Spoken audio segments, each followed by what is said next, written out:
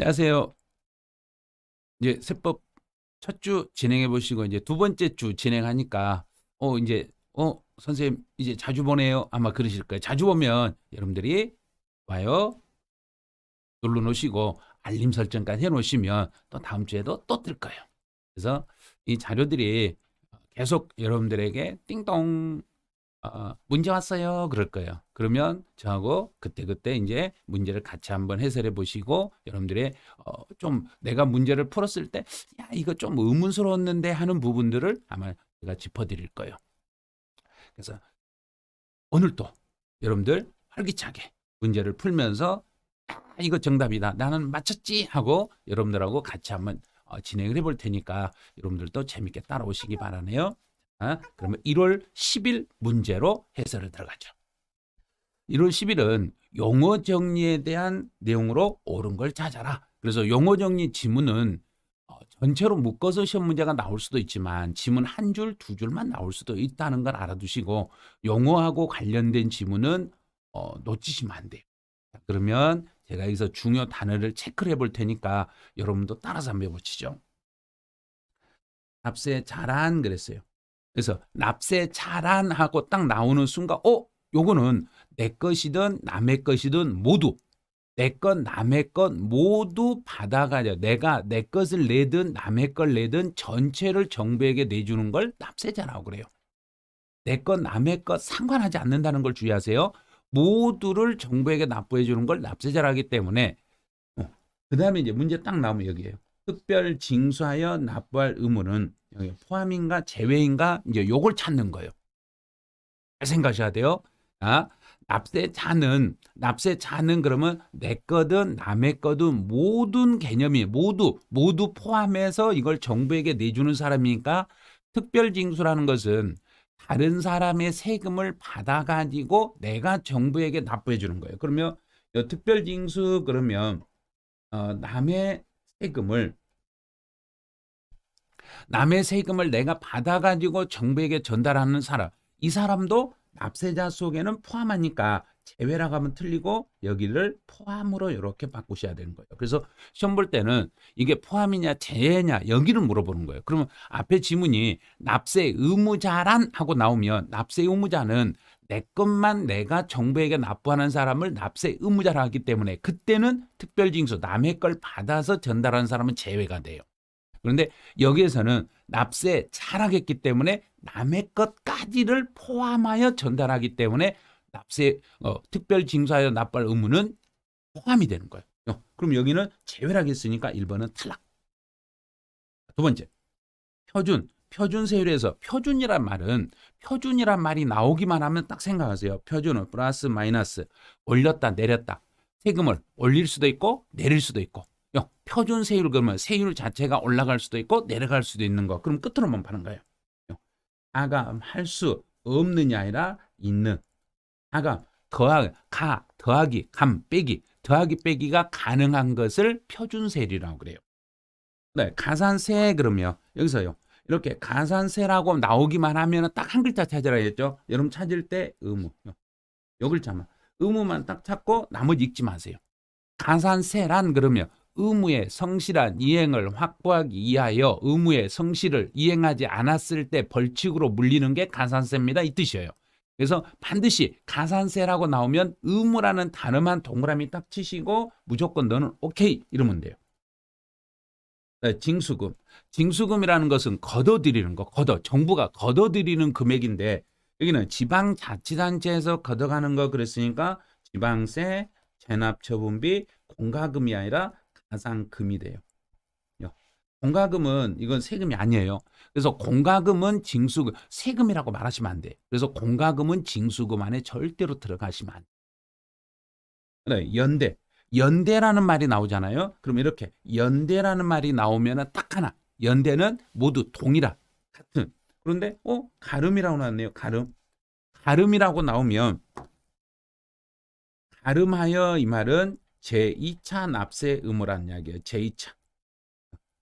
제2차 납세 의무자 이렇게 되는 거예요. 가름한다 이 말은 제2차 납세 의무자가 되는 거고 연대 책임이다.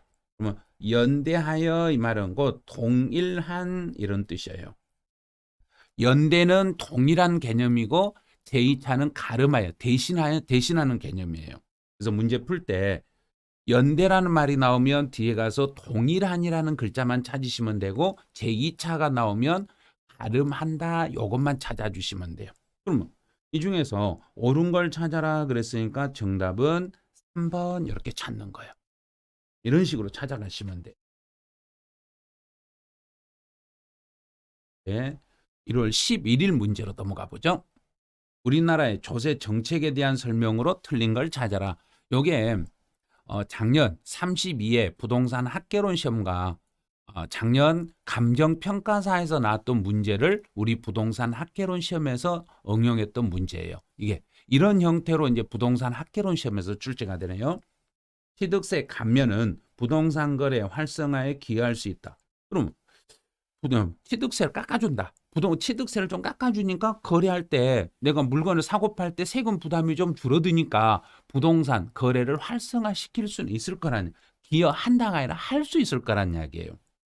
그다음에 증여세는 국세로서 취득 단계에서 부과하는 세금이다. 그러면 상속세나 증여세는 국세이고 취득 단계에서 부과되는 세금들이에요. 상속세도 증여세도 국세예요. 국세이고 둘 다 취득 단계에서 부과되는 세금입니다. 또 양도소득세는 양도소득세 중간은 그럼 세금을 더 물리는 거. 양도소득세에서 세금을 더 많이 물린다는 거 움츠리죠. 이렇게 딱 움츠려 가지고 거래를 멈추게 만들어 버린다는 이야기예요. 그래서 매각을 뒤로 미루게 하는 동결 효과를 발생시킬 수 있어요. 날씨가 추우면 추워 이러잖아요. 동결 효과 이게 동결 효과라냐. 딱 뭉쳐버리는 거. 종합부동산세는 국세이고 보유 단계에서 부과되는 세금입니다. 재산세는 지방세로서 맞았죠? 지방세까지는 맞는데 재산세는 취득 단계가 아니라 재산세는 보유 단계가 돼요. 그래서 이제 여기서 이제 여러분들이 이제 공부를 하실 때 이렇게 하시면 돼요. 이렇게 3단계로 나눠 가지고 취득 단계, 보유 단계, 양도 단계 이렇게 3단계로 나눠 가지고 정리하는 연습들 하셔야 돼요.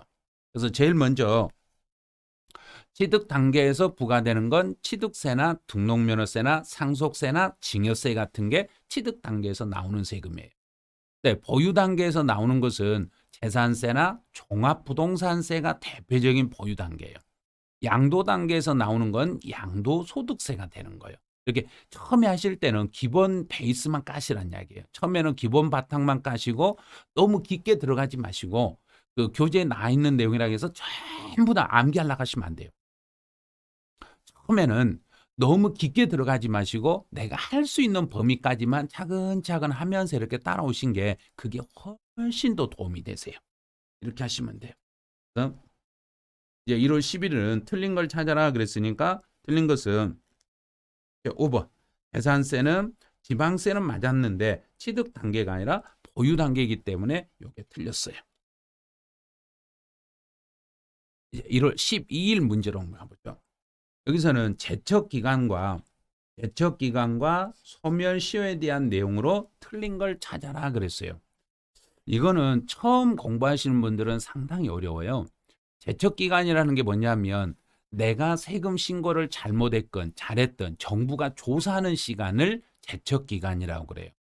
네, 소멸시효라는 것은 내가 세금을 납부하지 않았을 때 정부가 나에게 세금을 달라고 징수하려고 요구하는 시간을 소멸시효라고 그래요. 너 돈 내놔라. 너 빨리 돈 줘. 이미 그러면 정해진 세금을 내놓으라 하는 게 소멸시효가 되고 제척기간은 숨겨놓은 것을 정부가 찾는 시간을 제척기간이라고 그래요. 지방자치단체의 징수금의 징수를 목적으로 하는 지방자치단체의 권리는 그러면 지방세는 금액에 따라서 5년이 될 수 있고 10년이 될 수 있어요. 징수권의 소멸시효는 5천만 원 이상이었을 때는 10년이 되고 5천만 원 미만이었을 때는 5년 동안 정부가 돈 달라고 요구할 수 있어요. 돈 주라고, 돈 주세요. 고지서 한 장의 금액이 5천이 안 되면 5년 동안, 5천이 넘으면 10년 동안 요구할 수 있습니다. 네, 납세 고지는 그럼 동그라미 2번에 납세 고지. 그럼 고지서를 이렇게 이제 이게 고지서라면 예를 들어 볼게요. 제가 자, 이 고지서를 여기다 세금을 얼마 이렇게 세금을 1,000만 원 썼어요. 1,000만 원 써가지고 이제 그 사람한테 고지서 이거 이만큼 세금 내세요. 그래서 1,000만 원 이 세금 내세요 하고 이렇게 딱 내세요 하고 고지서를 줬어요. 그러면 이 고지서를 받는 것은 이거는 납세 의무의 소멸시효를 중단시키는 거예요. 그 말은 뭐냐면 새로운 고지서가 나오면 옛날 고지서는 없어지고 새 고지서를 가지고 새롭게 시작한다. 그래서 이걸 중단이라고 그래요. 그래서 중단이라는 것은 지금까지 진행했던 시간을 무효로 하고 처음부터 다시 시작하는 것을 요걸 중단이라고 그래요. 그래서 납세 고지라는 것은 소멸시효를 중단시키는 효력이 있습니다. 앞에 걸 무효로 하고 처음부터 다시 가는 이런 효력이 생깁니다. 징수권의 소멸시효는 세무공무원이 이제 사회행위 취소의 소치 기간 나오죠. 일정한 어떤 기간 동안은 잠깐 가다가 이 기간이 있으면 이 시간 동안만 잠깐 멈추는 거예요. 그럼 멈추는 것을 진행되지 아니한다. 그래서 이걸 정지한다. 이렇게 말하는 거예요. 그 기간 동안은 정지하겠습니다. 그 기간 동안은 가다가 기간이 있으면 그 기간은 멈췄다가 기간이 지나면 다시 연속으로 가겠습니다. 제척기간에는 중단과 정지가 존재합니다. 만약에 제척기간에 정부가 조사하는 기간에 중단과 정지가 존재하면 우리 국민들은 불안해서 못 살아요. 왜냐하면 제척기간에는 중단과 정지가 없고 그 정해진 시간 안에만 정부가 찾으셔야 돼요. 그래서 반드시 정해진 시간 안에만 찾아야 되기 때문에 제척기간에는 중단과 정지가 존재하지 않습니다. 이렇게 되는 거예요. 그러면 4번은 틀렸네요. 부가권의 제척기간은 권리의 존속기간을 말하고 징수권의 소멸시효는 권리의 불행사기간을 말합니다. 이 말은 제척기간은 숨겨놓은 걸 정부가 찾을 수 있는 권리의 존속기간을 말하고 그다음에 소멸시효는 이미 정해진 세금에 대해서 정부가 돈을 받아낼 수 있는 청구할 수 있는 시간을 말해요. 그래서 권리의 불행사 그 시간 안에 행사를 못하면은 정부는 그 돈을 걷어갈 수가 없는 거예요. 그래서 제척기간은 부가권이라는 용어를 쓰고 소멸시효에는 징수권이라는 용어를 쓰게 돼 있어요. 이쪽은 처음 하신 분들은 상당히 까다로우실 거예요. 그래서 제척기간하고 소멸시효는 민법에서도 배우긴 할 건데 민법 내용하고 세법 내용은 약간 다르기 때문에요. 세법을 공부하실 때는 세법상의 규정으로 진도를 따라오시면서 배워주시면 돼요.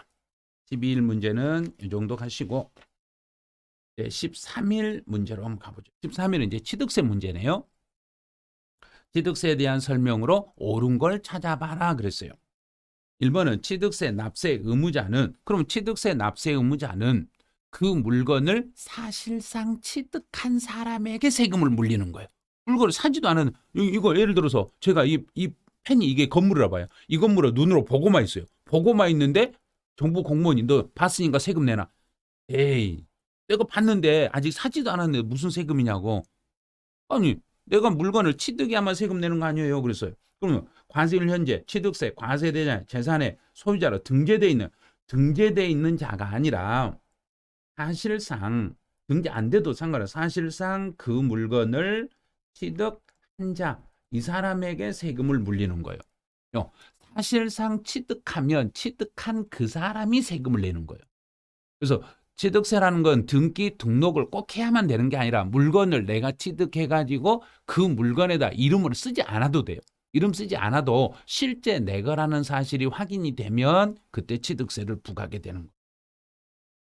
두 번째요. 취득세는 부동산의 유통 과정을 통해 양도 틀렸네요. 유통까지는 맞아요. 취득에 대하여 양도인도 틀렸네요. 양수인에게 과세하는 조세입니다. 취득세라는 건 유통 과정이라는 거 맞아요. 유통이는 취득과 양도를 묶어서 유통이라니까. 유통 과정을 통해서 취득에 대하여 양수인에게 물리는 세금을 취득세라고 그래요. 취득세는 조세 분류체계상 지방세이고 구세가 아니라 취득세는 특강도세가 되겠죠. 특별시 광역시세이면서 도세입니다. 취득세는 토지, 건물, 주택, 선박, 항공기 소유에 대하여가 아니라 취득에 대하여 그 취득자에게 부과하는 조세입니다. 이렇게 가요. 취득세는 취득 단계마다 과세되는 개별과세이고 유통과세이면서 직접세이고 보통세인 지방세입니다. 이거 맞았네요. 그럼 이 문제를 풀려면 조세 총론을 전체를 알아야 풀 수 있는 문제란 이야기예요. 그래서 세법은 문제 형태들이 전부 다 종합 문제 형태로 출제되기 때문에 조세 총론의 내용을 정확히 이해를 하셔야 돼요. 조세 총론이 잘 되셔야만 뒤에 각 개별세, 취득세부터 양도세까지 문제를 풀 수 있는 거예요. 여기는 정답이 5번이 됐네요. 이제 14번 문제는 14일, 1월 14일의 문제는 이거는 취득세, 과세 대상물에 대한 문제예요. 그럼 취득세, 과세 대상물에 해당하지 않는 걸 찾아라. 선생님 이거요. 나 제발 이거 못해. 못한다 하지 마시고 노력을 해보시라는 이야기예요. 그럼 취득세, 과세 대상물 제가 안 보고 한번 여러분하고 같이 저도 아무것도 없어요. 아무것도 없죠. 선생님 알잖아요.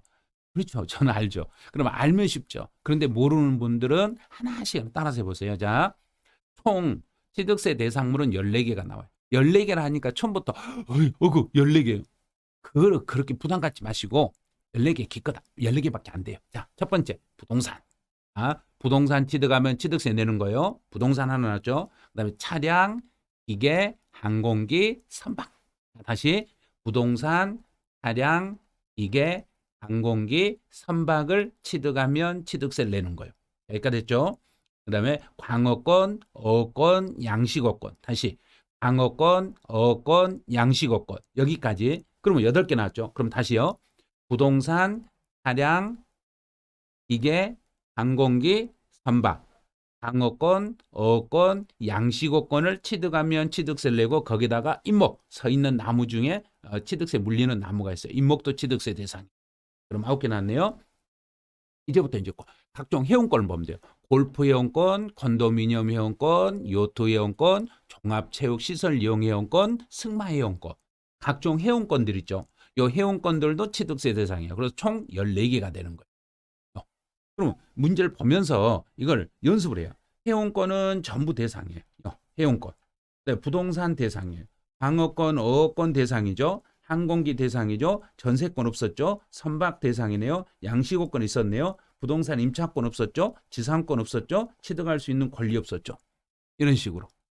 이걸 보면서 처음에는 연습하실 때 부동산부터 각종 회원권까지 한번 읽어보는 거예요. 그래서 부동산, 차량, 기계, 항공기, 선박, 방어권, 어권, 양식업권, 임목, 골프 회원권, 컨도미니엄 회원권, 종합체육시설 이용 회원권, 요트 회원권, 승마 회원권. 그래서 총 14개가 있다는 걸 알고 이 중에서 절대 안 들어가야 될 게 지상권, 전세권, 부동산 임차권, 그 다음에 부동산을 취득할 수 있는 권리. 특히 부동산을 취득할 수 있는 권리는 양도소득세 대상이 되는 거지 취득세 대상은 아니라는 걸 주의를 해 주셔야 돼요.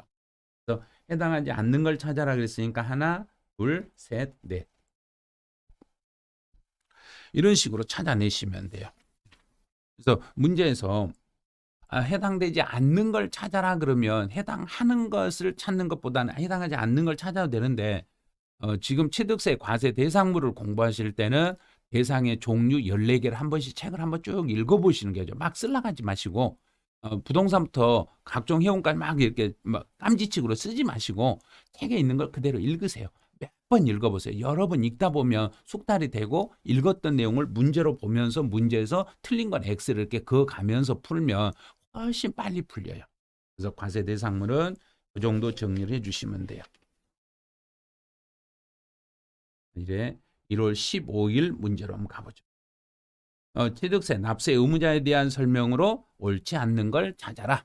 그러면 취득세, 납세 의무자에 대한 내용으로 옳지 않는 걸 찾아라 했을 때 제일 먼저 주의할 것은 취득세라는 것은 그 물건을 실제로 소유하고 실제로 취득한 사람, 소유가 아니라 취득이에요. 그 물건을 실제로 취득한 사람에게 물리는 거예요. 그럼 소유자, 그 물건의 실제 주인에게 취득세를 물리는 거지. 아니요. 실제 주인이 아니어도 낼 수 있잖아. 안 돼요. 취득세라는 걸 실제 주인이 내는 거예요. 그럼 이제 첫 번째, 외국인 소유의 기계를 우리나라로 수입해서 가지고 들어왔네. 그러면 실제 주인은 외국인이죠. 방금 실제 주인이 낸다 했으니까 외국인이 내야 되잖아요. 그런데 그 물건을 우리나라로 가지고 들어올 때 세관에서 지금 물건을 들고 들어온 그 사람에게 물려버린 거예요. 그래서 그 사람을 수입하는 자라 하는 거예요. 두 번째요. 등록을 하지 아니한 경우라도 주문을 받아 건조하는 선박, 이게 원시 취득이네요. 그럼 원시로 취득에도 원칙은 취득세 대상인데 예외적으로 원시 취득에 대해서 과세하지 않는 물건이 총 4가지가 있어요. 그럼 원시 취득을 했을 때 과세가 제외되는 게 총 4가지가 있어요. 이런 건 이제 생각을 하셔야 돼요. 첫 번째, 차량, 기계, 선박, 항공기. 요 4가지는 원시로 취득했을 때는 과세하지 않아요. 그러면 주문을 받아 건조하는 선박은 원시 취득 납세물을 친다. 틀렸죠? 원시로 취득했을 때는 원시 취득은 차량이나 기계나 항공기나 선박 요 4가지는 원시로 취득했을 때는 과세하지 않습니다.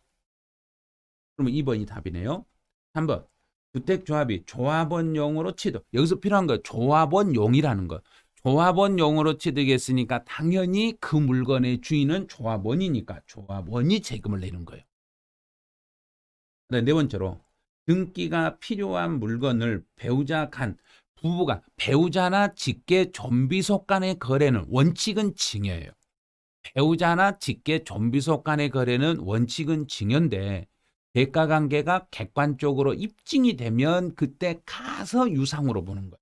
그래서 교환은 부부간의 교환은 원래는 증여가 되는데 등기가 필요한 물건을 서로 막 교환했으니까 국가기관을 통해서 확인이 됐더란 이야기예요. 확인이 되니까 이 경우는 유상으로 인정이 되는 거예요. 그래서 문제 풀 때 배우자 간의 거래나 직계 존비속 간의 거래는 원칙은 증여로 처리가 되지만 그 대가 관계가 객관적으로 증명이 되면 그때 가서 유상으로 인정이 되겠습니다. 이렇게 정리하시면 돼요. 그래서 등기가 필요한 물건을 서로 막 교환했기 때문에 이 경우는 대가 관계가 객관적으로 입증이 됐기 때문에 유상으로 보는 거예요. 5번은 배우자나 직계 존비속이 아닌 경우로서 부담부 증여. 그럼 부담부 증여가 나오면 원칙은 부담부 증여에서 이제 여기서 원칙은 이렇게 나오죠. 채무를 인수하는 경우가 있고 채무 인수 이외가 있어요. 그럼 채무를 인수하면은 유상으로 보고 채무 인수 이외는 증여로 봐요. 이렇게. 근데 여기서는 배우자나 직계존비속이 아니니까 이 경우로 가면 돼요. 그래서 채무액에 상당하는 부분은 유상으로 보는 거예요. 그런데 여기에서 주의할 게 배우자 등의 채무를 인수했을 때는 요거는 그냥 또 증여로 가요. 증여로 가고 그 인수 사실이 객관적으로 증명이 되면 그때 가서 유상으로 인정이 되겠습니다. 이런 식으로 가는.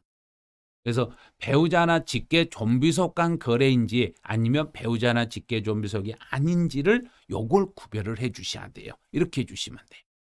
그래서 선생님 1주차보다 2주차 문제가 상당히 이제 난이도가 올라가네요. 해법의 문제는 주로 이제 종합 문제 형태로 이렇게 문제가 출제가 되다 보니까 여러분들이 생각한 것보다는 상당히 어려워요. 그래서 처음부터 이렇게 매일 한 문제 한 문제를 정리를 해 가다 보면 1년이면 적어도 제가 일요일 빼고 명절 한 하루 이틀 정도 빠지면 시험 볼 때까지 모두 합치면 한 250문제 정도 이 정도 올려드릴 거예요. 그래서 250문제라면 그 정도라면 문제집 한 권 정도예요. 근데 이런 정도 매일 한 문제를 푼다는 게 이 문제 한 문제 이 매일 풀었던 문제가 실제 시험에 그대로 나온다고 생각을 해보세요. 그러면 매일 한 문제가 얼마나 중요한지 몰라요. 그래서 직장을 다니시거나 시간이 없는 분들은 이렇게 일주일치를 한꺼번에 몰아가지고 유튜브에서 문제를 풀면서 여러분들의 그날 그 일주일치 정리를 해보셔도 충분하실 거예요. 문제풀이는 지금부터 이런 식으로 해 나가시면 돼요. 그래서 나중에 내가 문제풀이를 나는 모아살란다 이게 아니라 일주일 단위로 5문제, 6문제만이라도 이렇게 풀면서 그 중요 개념들을 정리하시면 많이 도움이 되니까요. 여러분들 꼭 알람 설정해 놓으시고 알림 설정해 놓으셔야 돼요. 알림 설정해 놓으시면은 제가 글이 올라가면 다시 글이 올랐다는 게 알림이 뜰 거예요. 그럼 그때그때마다 들어오셔 가지고 한 번씩 이렇게 일주일씩 모아서 해 보시고 또 매일 아침 제가 한 5시에서 아침 6시 반이나 7시 사이에 네이버 밴드 송은세법 밴드에 거기에 매일 하루에 한 문제, 이 문제를 올려드려요. 올려드리고 해설은 저녁 6시 이후에 그날 6시 이후에 거기에다 수정을 해가지고 다시 밑에 달아드리니까 한번 다시 보셔도 돼요. 그런데 시간이 없으시면 이렇게 일주일씩 모아가지고 제가 해설해 드리는 이 해설을 들어보시면 훨씬 도움이 되실 거예요. 그래서 유튜브 쪽에서 해설 많이 들으시고 많은 분들에게 같이 홍보해가지고 여러분이 들을 수 있도록 여러분들 같이 합격할 수 있도록 이렇게 협조해 주시고 또 여러분들 좋아요, 구독 꼭 눌러주시기 바라네요. 네, 2주차 1월 2주차는 해설은 여기서 마치죠. 네, 이번 주도 여러분들 수고하셨습니다.